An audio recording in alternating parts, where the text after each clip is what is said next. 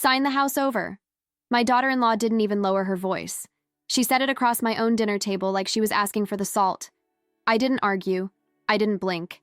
I just folded my napkin once, slow and neat, and set it beside my plate like my hands belonged to someone calmer than my heart. Then my phone buzzed. The bank. And I watched her eyes flick straight to the screen, as if she already knew what it would say. I let it ring twice before I slid the phone into my lap and silenced it without looking away from my son. Because if they wanted me rushed, I was going to be steady. And if they wanted me embarrassed, I was going to be quiet. I looked down at what she'd pushed toward me, a manila folder, a cheap black pen, and a bright yellow sticky note stamped in all caps. Sign here, like my name was a doorway they'd already decided to walk through. Tell me exactly what was changed. Tell me where you're listening from. My son cleared his throat like he was about to translate her harshness into something softer. But that wasn't the worst part. Ashley, my daughter-in-law, kept her smile in place while she tapped the folder with one polished fingernail. It's practical, she said, like she was doing me a favor. We're already here. Just sign the house over. I lifted my water glass, took one sip, and set it down without a sound. On the TV behind them, some game show audience cheered at a prize reveal, and the noise felt wrong in my chest. I glanced at the folder again. The top page said something about a quitclaim deed, and at the bottom, my name was printed, slightly wrong. They used my first and last name, but the middle initial wasn't mine. That tiny mistake sat there like a loose thread. Ashley slid the pen closer. We can get it notarized tomorrow, she added, too quickly, like the plan had been rehearsed. Then I noticed something else. An envelope tucked into the folder pocket, corner showing a familiar logo. The bank. I kept my face still. Across from me, my son's knee bounced under the table like a trapped motor. You know we're helping, he said. It's just for protection. In case something happens. Something happens. As if I was a storm they needed insurance for. Ashley leaned in, voice dropping into that sweet, sharp tone women use when they want to sound reasonable while they're cutting you. It's better if the house isn't just in your name, she said. At your age, it's risky. I didn't respond. I reached for my fork, nudged a piece of chicken, and pretended I was deciding what to taste next. Because the moment I spoke, she'd steer it, and I wasn't going to let her drive my life from my dining chair. My phone vibrated again in my lap. Same number. The bank doesn't call twice for nothing. Ashley's eyes darted down again, and her smile tightened at the edges. That's when I realized the call wasn't random. It was timed. I looked up at my son and finally asked softly, "Why is my bank calling me during dinner?" His face went pale in a way that answered me before his mouth did. And Ashley? Ashley sat back like she'd already won something. "What did you two start?" I said, still calm. "That needs my signature tonight?" If I answered that call, would I hear my own life being rearranged without me? After they left, my house felt too quiet, like it was listening. I stood at my sink with the dinner plates half rinsed and my hands braced on the counter, staring at the reflection of the kitchen light in the window. Then I pulled my phone out, scrolled to the missed call, and hit redial. A recorded voice answered first, my bank's fraud department. My throat tightened. I didn't call back again. Not yet. I set the phone on the table, opened the manila folder, and spread the papers out under the overhead light like I was sorting evidence instead of my own family. But that wasn't the worst part. Inside the folder was a second stack. Photocopies, a copy of my driver's license, a copy of my property tax statement, and a page with my address printed at the top, but the mailing address line beneath it had been changed. Changed to their apartment. I felt heat crawl up my neck, slow and humiliating. I didn't keep copies of my license lying around. So how did they get it? I went to my purse, dumped it gently onto the chair, and started checking pockets with careful fingers. My license was there, my debit card was there, my checkbook was there. But one thing was missing. The small spare key I kept on a separate ring, my just-in-case key, was gone. My stomach dropped in a clean, cold line. That's when I remembered Ashley offering to help last month when my arthritis flared. "I'll run errands," she'd said. "Just give me your spare so I can drop groceries when you're resting." I'd handed it over without a second thought, and she'd never handed it back. I walked to my front door, checked the deadbolt, and turned the handle twice like the motion could undo what I'd been stupid enough to trust. Then I went to my desk drawer where I keep my banking mail, the way women my age do. Neat stacks, rubber-banded, dates facing up. I pulled the latest statement and froze. There it was, a single line under account changes. In small print I would have missed if my heart wasn't pounding. Authorized user added, A.M. Ashley's initials. My mouth went dry. Evidence seed number 2 sat right there on crisp paper, like the bank assumed I'd requested it myself. I flipped the statement over, hunting for the phone number, and found a second notice stapled behind it, thin and official. Address update confirmation. New mailing address. Their apartment. So that's why the folder held photocopies. They weren't just asking for the house. They were rerouting my life, my mail, my notices, my warnings, so I wouldn't see what came next. My hands shook, but my movements stayed slow. I went to the hall closet, pulled down the small lockbox where I keep my passport and deed copy, and opened it with the key I wear on a chain. The deed copy was still there. But the envelope looked disturbed, like someone had slid it out and back in a hurry. That's when I realized they'd been in my house when I wasn't home. I sat down at the table, spread the statement flat, and took one deep breath. Then I called the bank again. This time, a real person answered. "Fraud department," a woman said, crisp and professional. "How can I help you tonight?" I looked at the papers, the sticky note, the wrong middle initial, the authorized user line, and I said, carefully, I didn't add anyone. I didn't change my address. And I didn't apply for anything. There was a pause, the kind that means they're pulling up something serious. "Ma'am," she said, voice lowering, "we need to verify a few details. There's an application connected to your property." My fingers tightened around my pen, the same cheap pen Ashley had pushed at me. "What kind of application?" I asked.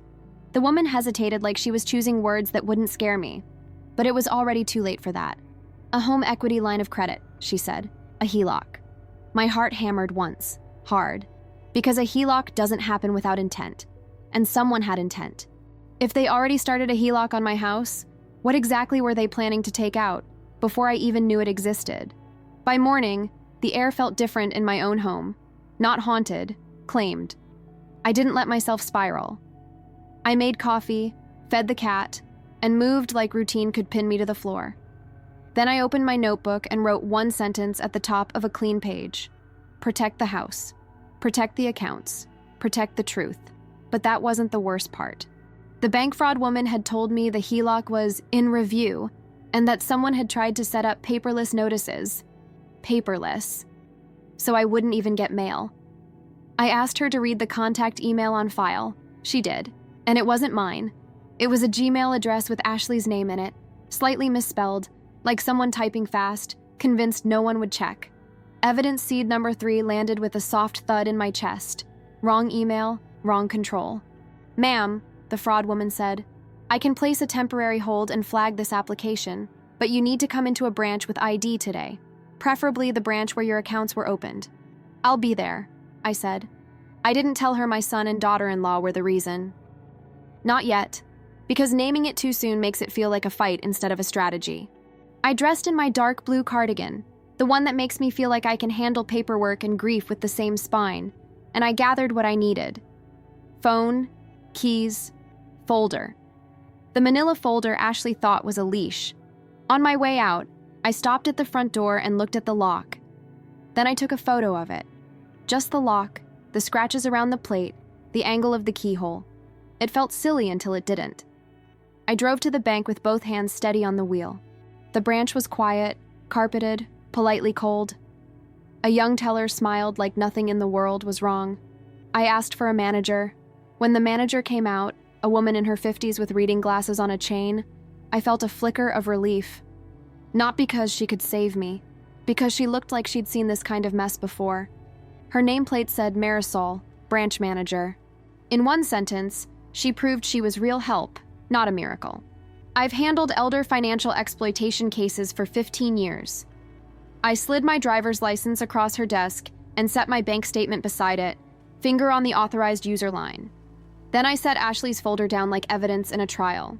Marisol didn't react dramatically. She just got very still. "That authorized user request," she said, was submitted online 2 weeks ago. 2 weeks.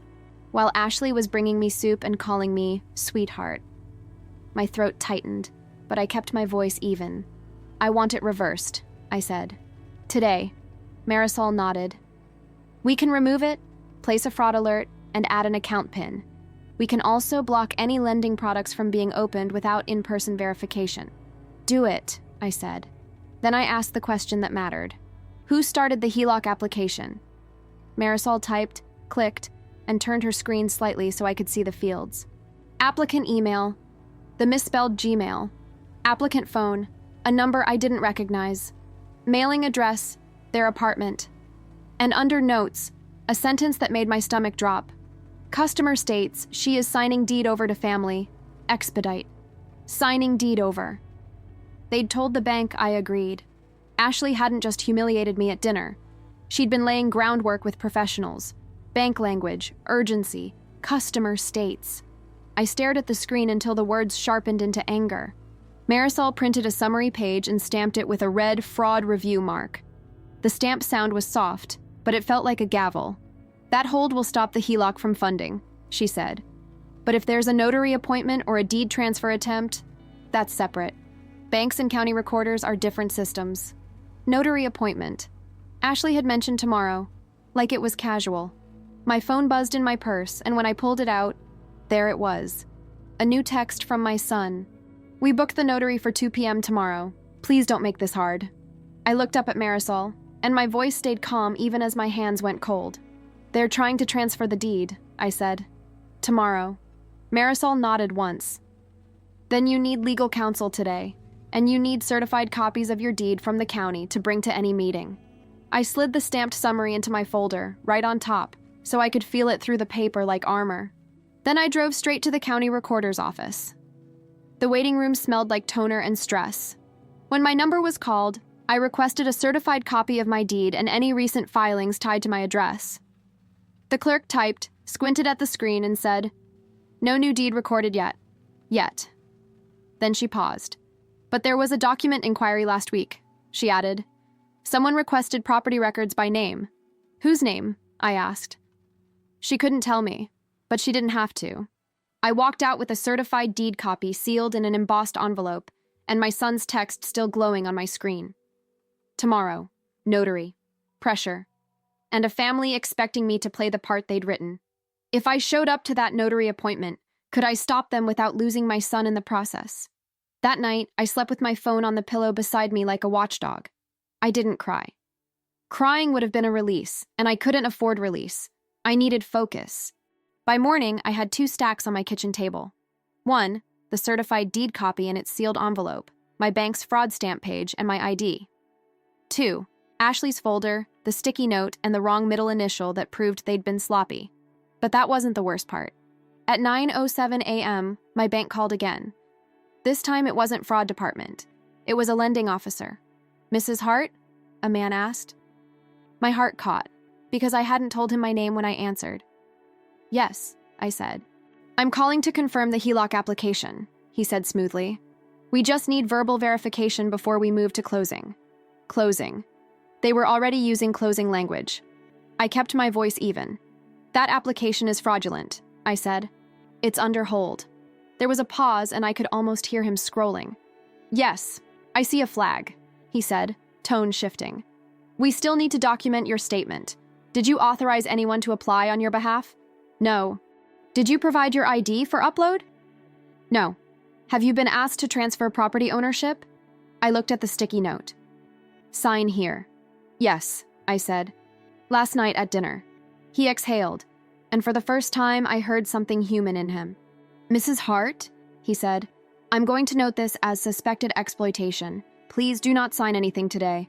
And if someone is pressuring you, we can add a requirement that any changes must be made in branch with 2-factor verification and a recorded callback." A recorded callback. That word, recorded, clicked in my mind like a lock turning. "Do it," I said. "Add every protection you can." He confirmed my identity, asked a few questions, and told me I'd receive a case number. When he gave it to me, I wrote it down in thick black ink on the top of my notebook page. Case 1, because numbers don't lie the way people do. Then I drove back to the branch and asked Marisol for one more thing, a printout of every account change request submitted in the last 60 days. Marisol didn't flinch. She printed 4 pages and highlighted lines with a yellow marker. Address change request, authorized user addition, paperless statement enrollment, and one more line that made my stomach tighten. New debit card requested, mailed to updated address. They'd requested a debit card to their address to spend against my life while I looked the other way. I held the paper and felt my calm harden into something sharper. That card, I said. Cancel it. Marisol nodded. Already done, and I'm issuing a new card today, handed to you in person.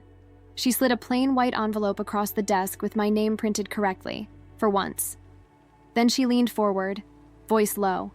I can't tell you what to do with your family, she said, but I can tell you what to do with your security. She listed it in a quiet, practical way. Change locks, reset passwords, forward mail back to your address, freeze credit, and bring your certified deed copy to any notary meeting. I tucked the new debit card envelope into my purse and felt the weight of it like proof I still held my own accounts. Then I went straight home and did the thing I'd avoided all day. I checked my front door keyhole again. This time there were fresh scratches, not deep, just enough to say someone had tried a key that didn't quite fit. My spare, the one Ashley borrowed. I stood there with my hand on the doorknob, the house suddenly feeling less like shelter and more like a boundary line. I walked to my desk, opened my laptop, and pulled up my email. In the trash folder, I found 3 messages deleted in the last 2 weeks. One was from the bank. Your address has been updated. Another was from a digital notary service. Your document is ready for signature. And the third was from a locksmith company with a quote attached. Ashley had been shopping for locks. For my house. My fingers went cold on the trackpad. That's when I realized the pressure wasn't just tomorrow at 2 p.m. It was already inside my walls. I grabbed my phone, opened a new note, and typed one sentence. If they can enter, they can take. Then I texted my son back, simple and polite. I'll be there at 2. And I didn't add anything else, because the moment I argued, they'd adjust. I wanted them to think I was still the woman who would swallow discomfort to keep peace. But I wasn't swallowing it anymore. I was saving it. I placed the certified deed envelope, the bank fraud printouts, and a fresh pen into my folder. Then I set the folder by the front door like a warning sign. Tomorrow wasn't just a meeting, it was a test. When I sat at that table with a notary and my family, would the truth hold, or would they try to crush it in public? At 1:52 p.m., I walked into my son's apartment with my shoulders relaxed and my stomach locked. Ashley had staged the room like a transaction. Coffee on the table, documents stacked square, a pen placed neatly at the edge like a weapon that looked harmless. And there, sitting in a straight-back chair, was the notary, an older man with a leather briefcase and a small stamp kit. Ashley stood too close to him, chatting like she'd hired him to confirm her story. My son hovered behind her, hands in his pockets, eyes flicking between me and the paper. But that wasn't the worst part. The moment Ashley saw my folder, her smile twitched.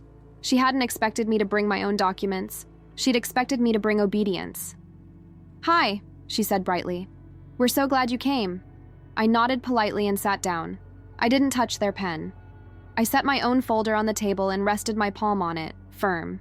The notary opened his briefcase, removed a stamp, and arranged his supplies with calm precision. "Good afternoon," he said. "I'm here to notarize a deed transfer." Ashley slid the quitclaim deed toward me like it was already done. "Just sign here," she said, again, too loud like volume could replace consent. I looked at the paper and then at the notary. Before I said anything, I watched my son. He wouldn't meet my eyes. That told me he'd been coached. Ashley leaned over the page, pointing with her nail. "Right there. See? It's simple." Then I noticed the bottom corner of the document, the preparer line. Prepared by Ashley M. with her email. The misspelled Gmail. The same one from the bank. My chest tightened, but my voice stayed steady. "I have a question," I said to the notary, not to Ashley. He looked at me immediately, professional. "Yes, ma'am?" "I want to confirm something," I said. "Do you verify identity and willingness before notarizing?" Ashley let out a quick laugh. "Of course. That's why you're here." But the notary didn't laugh. He nodded once. "Yes." I verify identity and that you understand what you're signing and that you're signing voluntarily. Voluntarily. That word was a door opening. Ashley's smile sharpened. She understands, she said quickly. It's her idea, for protection. I turned my head toward her slowly. I let a small silence hang, the kind that makes liars fill space. Then I looked back at the notary. I'm not signing this, I said. And I want it documented that I was pressured. My son's head snapped up. Mom? Ashley's face flushed. Pressured? That's dramatic. But I didn't look at either of them. I opened my folder and slid 3 pages onto the table. Bank fraud hold summary, account change printouts, and the certified deed copy, still in its sealed, embossed envelope. The notary's eyes went to the seal. His posture changed. That's when I knew the realistic detail was doing its job. He reached for the envelope carefully. May I? He asked. Yes, I said. Ashley's hand shot out. That's unnecessary. The notary held up a palm, gentle but firm. Ma'am, please allow me to do my job. Ashley's mouth tightened, and she sat back like a cat forced off a counter. The notary checked my ID, compared the name, and looked at the quitclaim deed again. Then he paused, pen hovering. This document has a discrepancy, he said. Ashley blinked. What discrepancy? He tapped the printed name line. The middle initial doesn't match the identification, he said. I didn't react. I'd already seen it. But hearing it said out loud by a neutral professional made Ashley's plan wobble. Ashley forced a laugh. It's a typo. Easy fix. The notary didn't smile. A typo in a deed transfer is not a casual fix, he said. And I also need to ask the signer, privately, if they feel pressured. Privately. Ashley's eyes widened. That's not necessary. We're family. The notary looked at her the way a man looks at someone trying to stop procedure.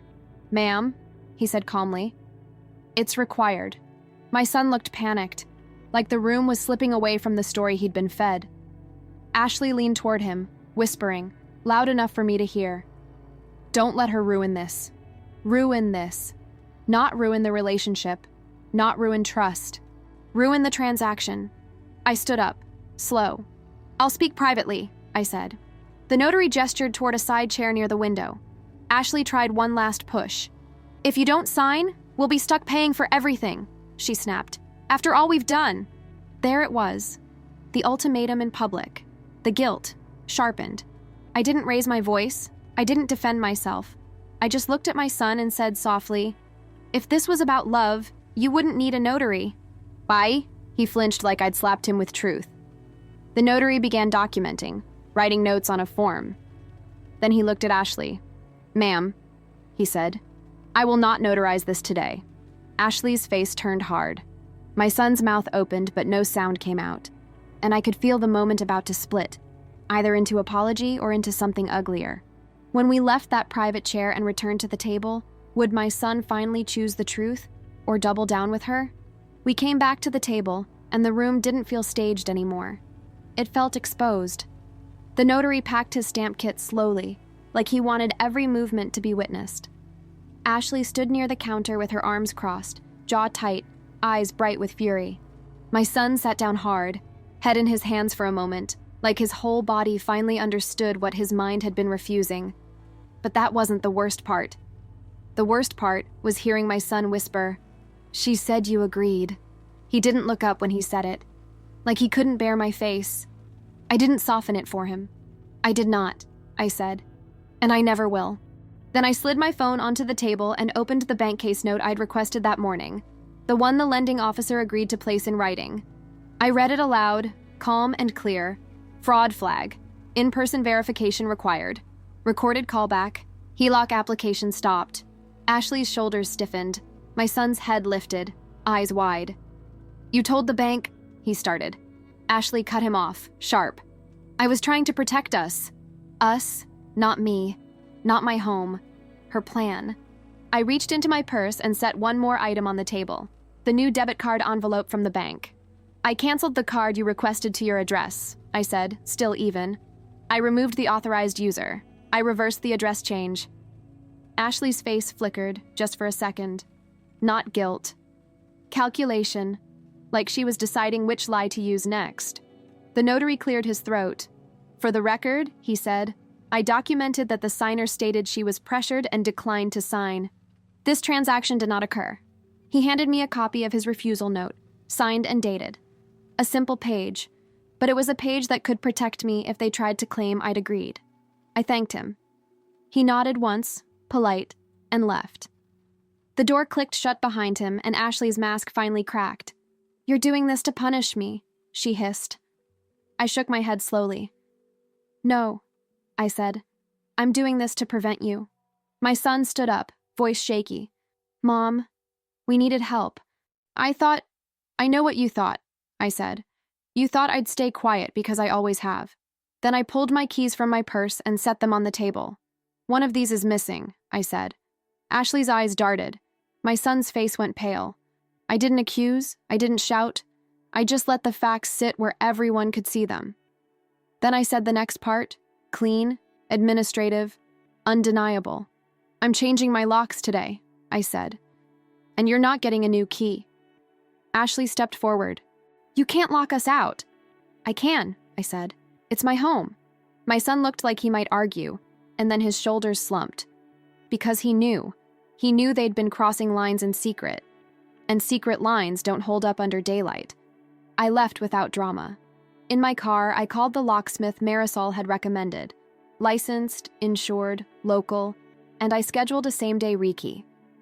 When the locksmith arrived, I watched every step. New cylinders, new keys, old keys rendered useless. The sound of the drill was loud, but it didn't scare me. It sounded like certainty. Then I drove to the post office and filed a change of address reversal and mail hold, so nothing could be rerouted without me noticing. After that, I froze my credit with the major bureaus, placed a fraud alert, and wrote down every confirmation number in my notebook. Numbers, dates, receipts.